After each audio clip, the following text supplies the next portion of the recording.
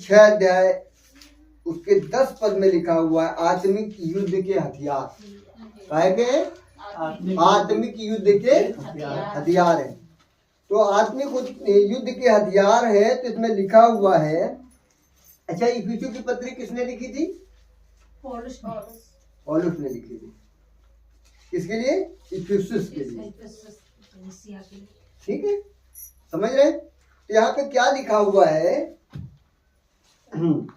हम पढ़ेंगे। क्या लिखा हुआ है? इसलिए प्रभु में और उसकी शक्ति के प्रभाव में बलवंत बनो। किसमें?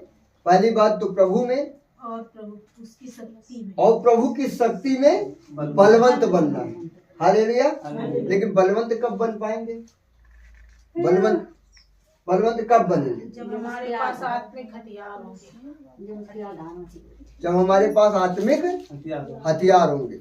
हम संसारिक हथियार तो कहते हैं ननिहाल में रखा है ना। तो आत्मिक हथियार के विषय में यहाँ बात हो रही है।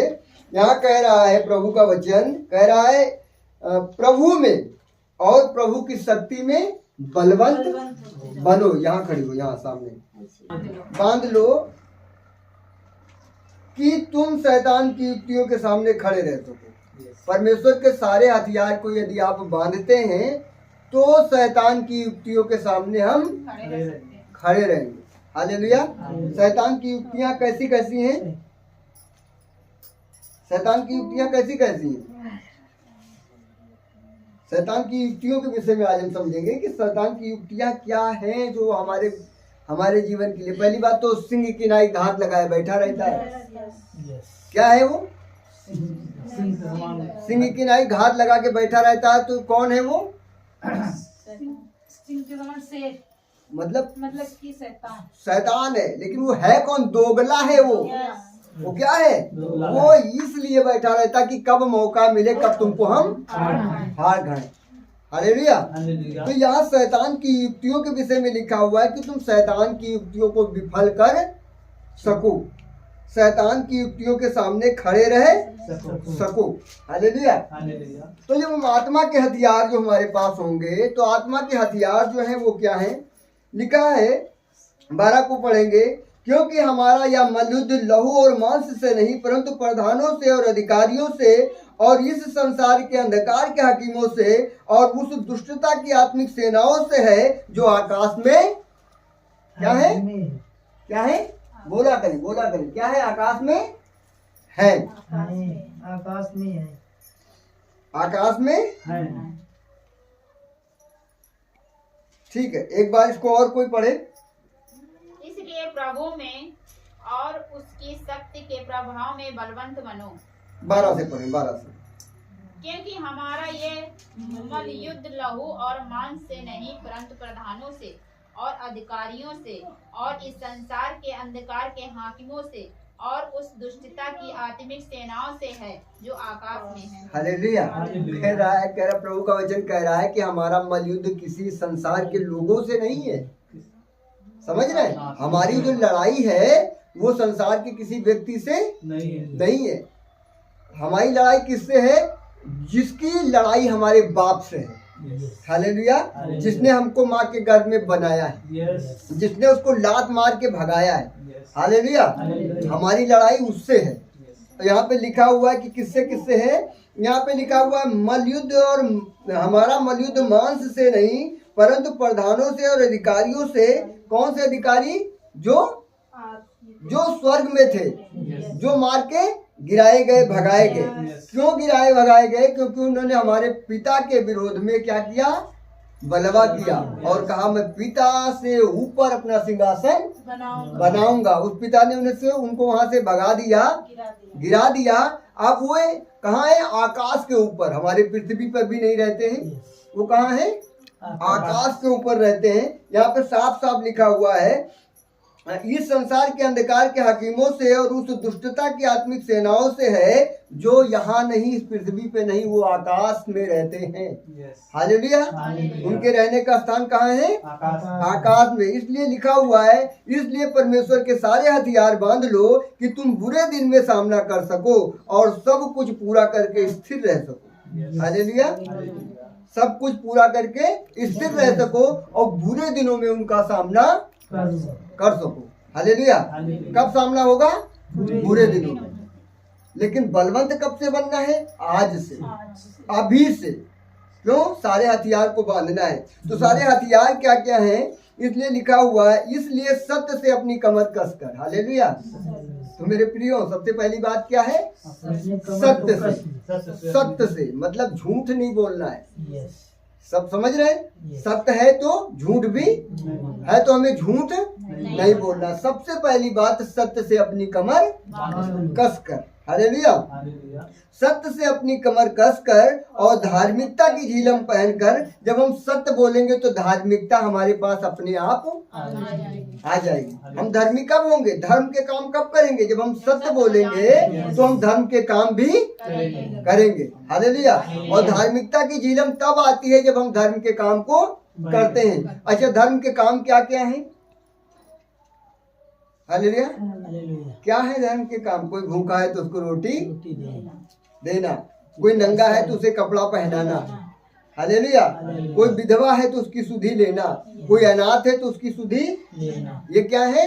धर्म के काम। परमेश्वर कह रहा है मैं इनको जब तुम करते हो तो मैं क्या करता हूँ? मैं अधिक प्रसन्न होता हूँ। हालेलुया।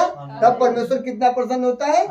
बहुत प्रसन्न होता है। वो कहता है मेरे सम्मुख जो भेंट चढ़ाते हो उससे भी मैं अधिक प्रसन्न तब होता हूँ जब तुम अनाथों और विधवाओं की सुधि लेते हो।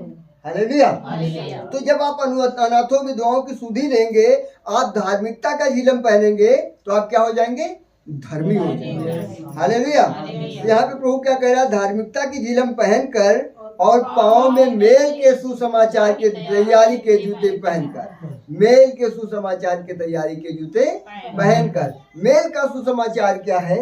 यदि आपके वश में है और दो भाई लड़ रहे हैं, दो बहनें, मान लीजिए भाई बहन दो लड़ रहे हैं, उनकी स्थिति तलाक तक पहुंच गई है और वो कहते हैं नहीं मैं तेरे साथ नहीं रहनी चाहती, नहीं मैं तेरे साथ नहीं रहना चाहता। लेकिन आपको क्या करना है? आपको मेल कराने के लिए बीच में क्या करना है? उन दोनों को शांत कराना है। क्या? कैसे शांत कराओगे? कैसे शांत करा सकते हो? कहे नहीं मुझे इसके साथ रहना ही नहीं। लड़की कह रही है मुझे इसके साथ रहना ही नहीं। आदमी कह रहा है जा जा जा जा, तेरे जैसे बहुत देख लिए, मुझे भी तेरे साथ नहीं रहना। लेकिन आपको क्या करना है? वहां पे जाके शांति का बीज बोला है। हालेलुया। हालेलुया। प्रभु यीशु उनके बीच में शांति का बीज बोना है और कहना है परमेश्वर ने जब मनुष्य को बनाया तो उसी की पसली में से उसकी स्त्री को बनाया है। हालेलुया। आदम जो है उससे कहना तेरे ही तो बनाई गई है, तेरे हड्डी से बनी है, इसलिए क्या है ये टाइट है, इसको अगर मोड़ेगा तो क्या हो जाएगी? टूट जाएगी। हालेलुया। आदम को जब आप ऐसे समझाएंगे तो उसको समझ में आएगा कि हाँ यार हम ही सहन कर ले। हालेलुया। स्त्री मेरी नहीं झुक रही तो मैं ही सहन कर लेता हूँ। आजकल मोदी महाराज भी किसको बढ़ावा दे रहे हैं? स्त्रियों को ही बढ़ावा दे रहे हैं ना।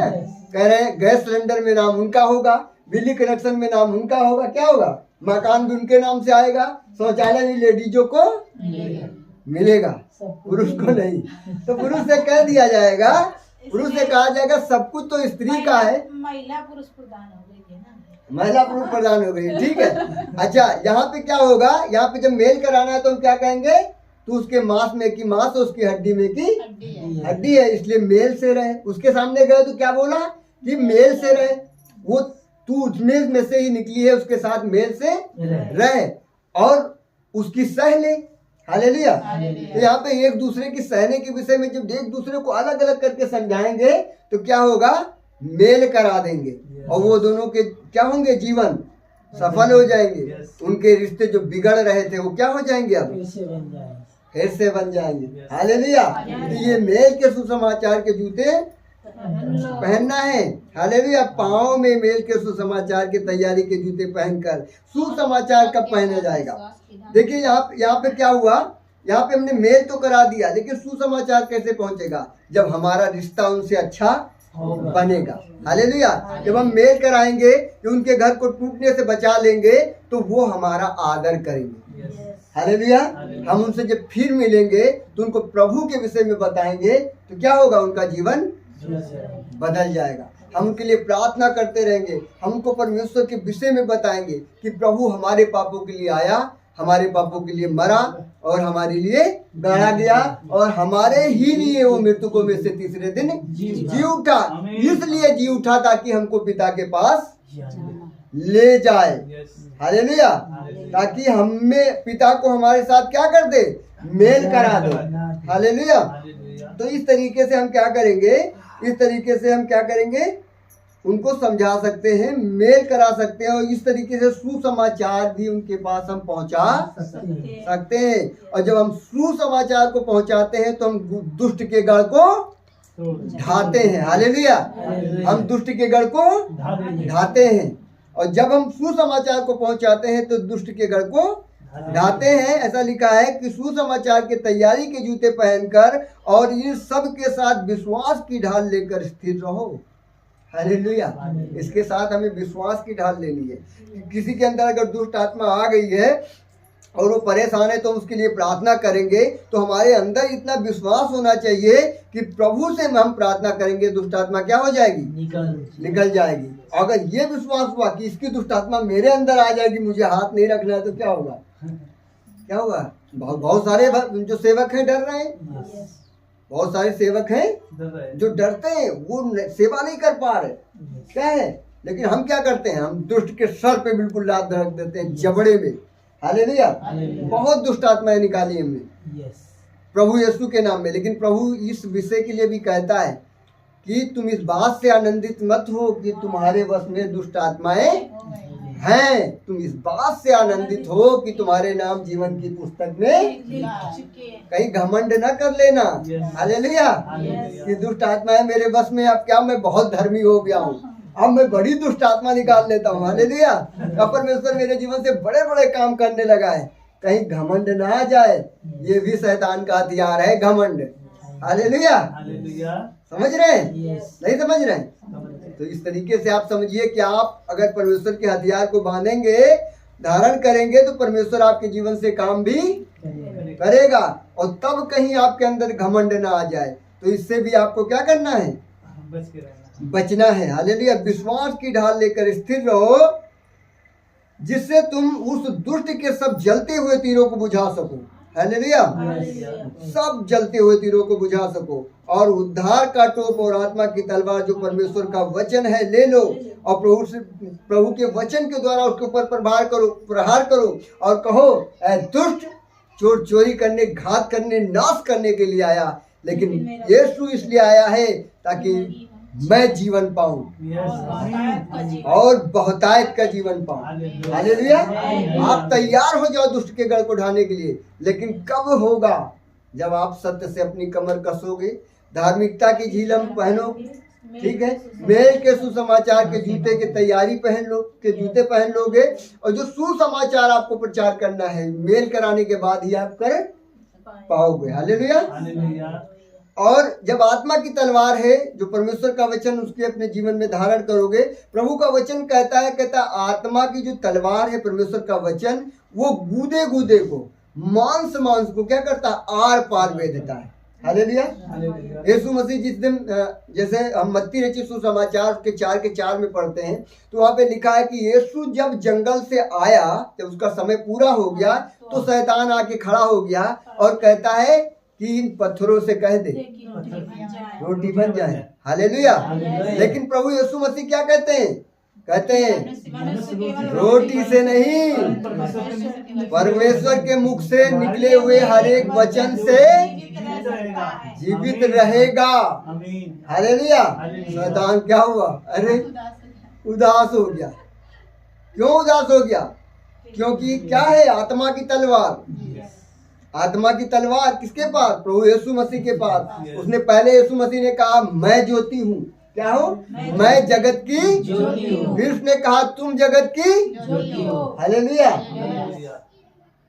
मसीह यीशु ने कहा तुम मसीह में क्या हो, पत्री हो, लोग तुम्हें पढ़ते हैं। हालेलुया। क्या कहता है, तुम मसीह के पत्री हो और लोग तुमको पढ़ते हैं। तो जब आप अपने जीवन को जियोगे तो लोग आपको पढ़ेंगे।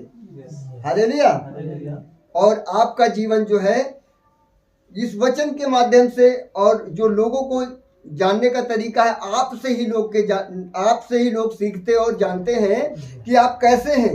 और जब आपका जीवन खुद का तैयार होगा तो प्रभु क्या करेगा, आपके जीवन के द्वारा लोगों को बचाएगा।